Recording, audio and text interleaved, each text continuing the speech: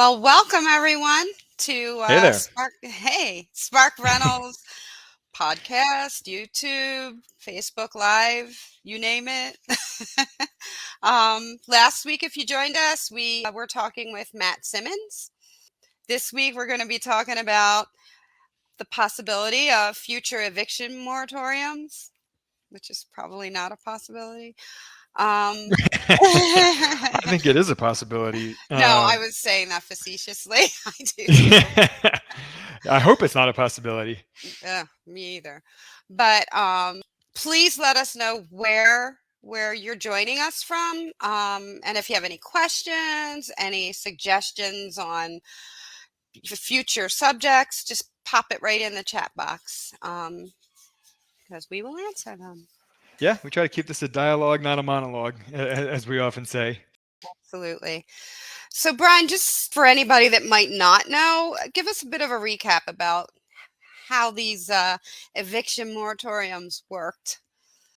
Sure. So on the federal level, starting in March 2020, all properties with government-backed mortgages had an eviction moratorium on them.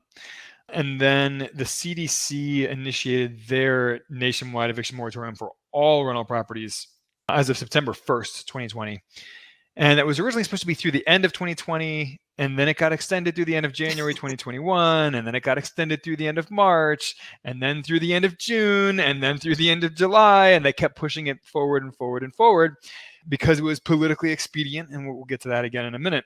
Eventually, the Biden administration released a new moratorium that was intended to last until the end of October, but the Supreme Court eventually struck it down. They reviewed it a few times and they upheld it for a little while, and then they said, all right, enough's enough, and they struck it down in late August of 2021. But that meant that from late February of 2020, because most courts were closed, even with the moratorium aside, so from late February of 2020 through the end of August of 2021, so a year and a half, there were basically no evictions in the US. There were a handful that probably got through, but basically nationwide, evictions were banned for a year and a half in the US. For non-payment. Yes, for anything. Well, I guess you're right. There were a few technical exceptions, but for non-payment and you couldn't non-renew tenants. I mean, any of that stuff. I think there were some exceptions for like criminal behavior and stuff like that. But even then, the courts weren't operating for a good chunk of that time, so you couldn't get someone out anyway.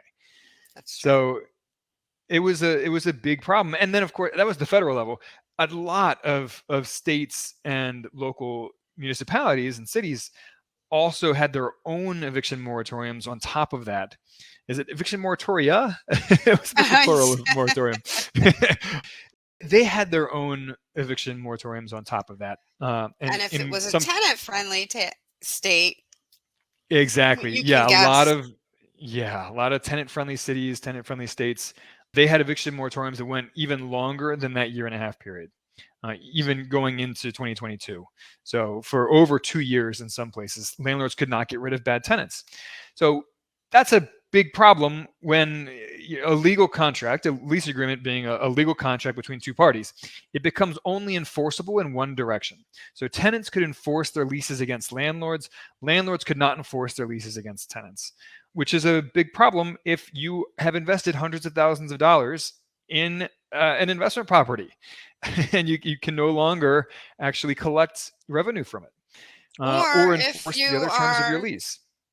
If you are somebody who, got stuck with a rental somehow and you needed the rent money to pay the mortgage. Oh, sure. Which is most mom and pop landlords. Right. Yeah, you were up the creek without a paddle. The problem now is that this legal precedent has been set. So it's a matter of when, not if, governments, and I use that plurally, local, state, or federal, do this again.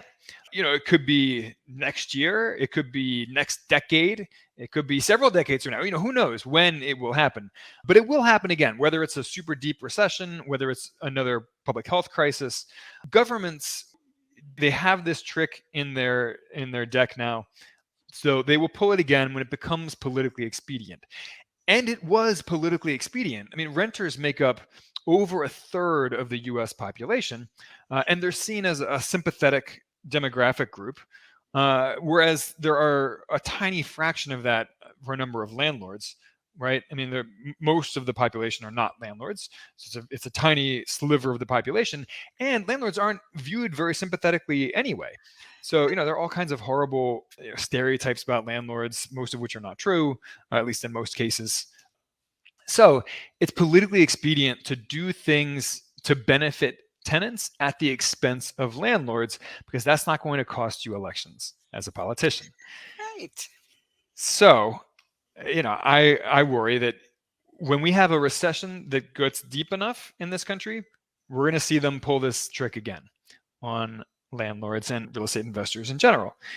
So the question then becomes, as an investor who wants to invest your money with minimal risk, how do you protect yourself against future eviction moratoriums?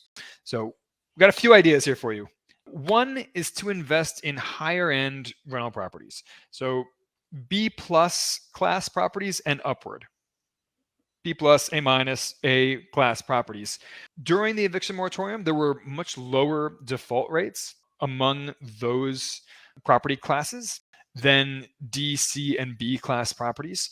And some of that is that the higher you go up the socioeconomic ladder, the more credit matters to you.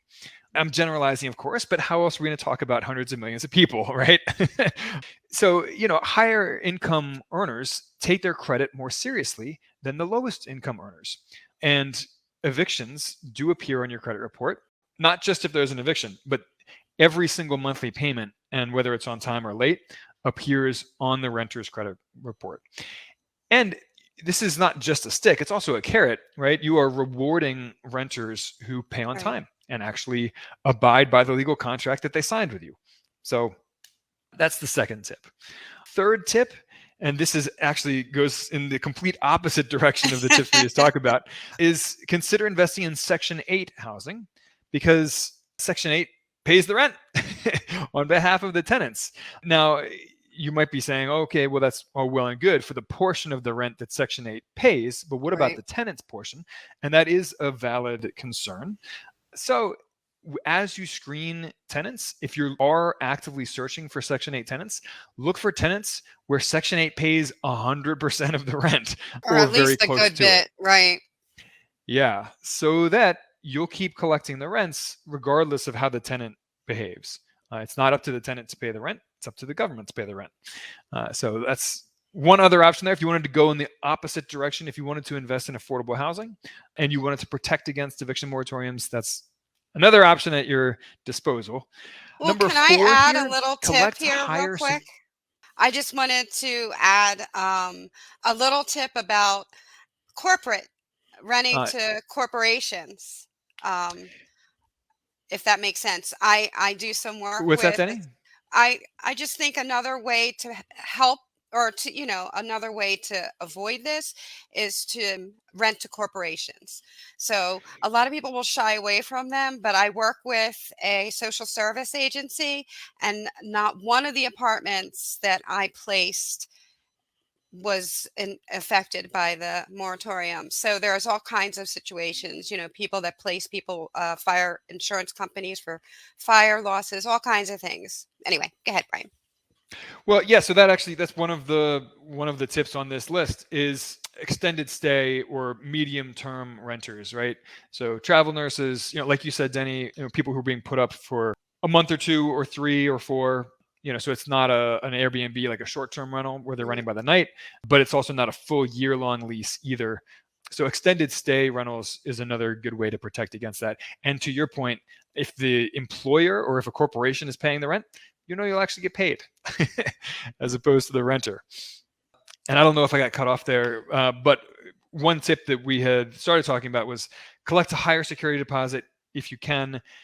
Every state and city has its own limits on that, but usually it's between 1.5 or 2 months rent is the limit for security deposits. The more you collect, the safer you are.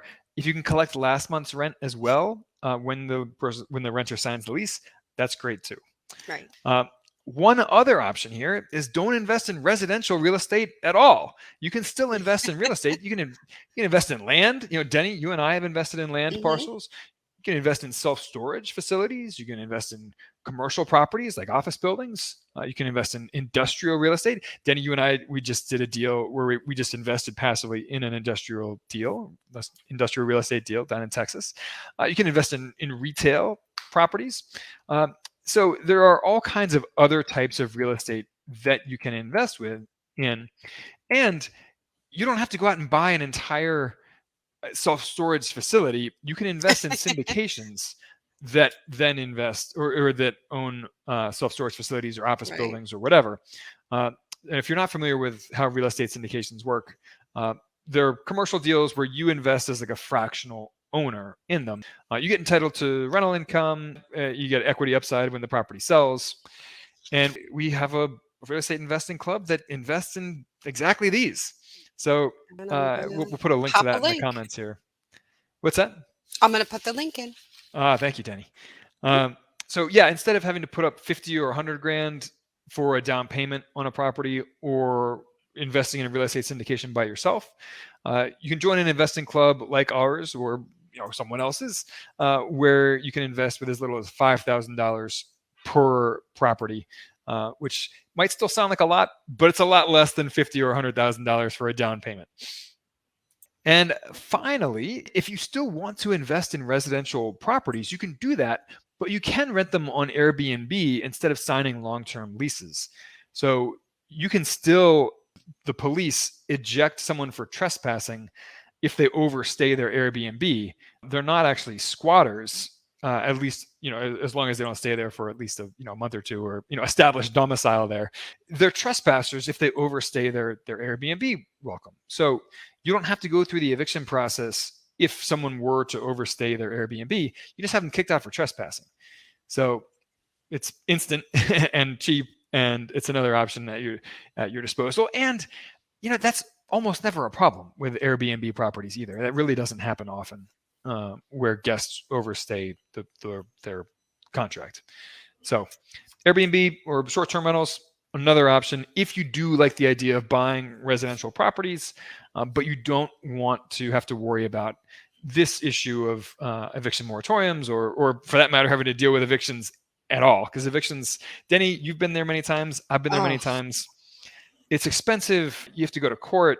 There are legal costs and there are headaches. It's oh my goodness. emotionally draining. The tenants calling you and giving you sob stories and telling you every lie in the book in many cases. Or Number if you have two, the professional tenant, forget it.